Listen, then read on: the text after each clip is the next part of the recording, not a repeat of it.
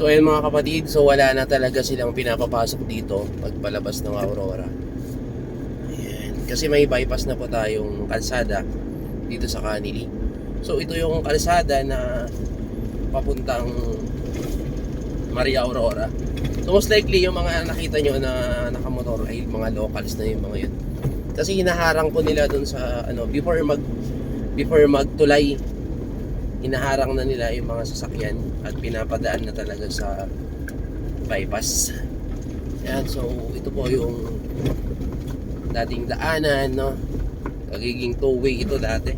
Pero ngayon one-way na lang, which is napakagandang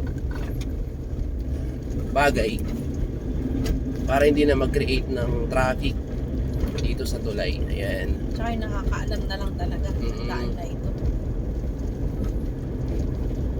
So napakaganda dahil natapos na yung bypass.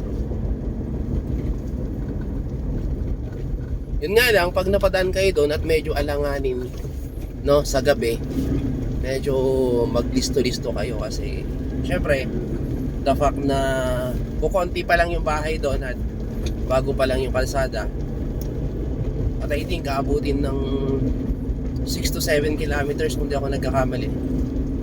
So medyo listo at alam nyo na, safety first. So ayan, napakarami pa rin pong sasakyan na papuntang Maria Aurora, Baler, Dinalungan or Kasiguran.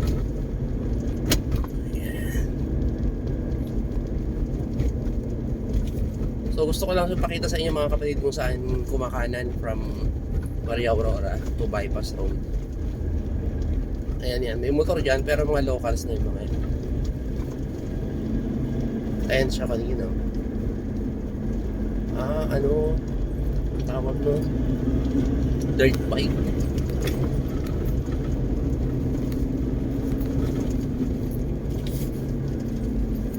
So ayan mga kapatid, malapit na tayo kung saan kumakanan.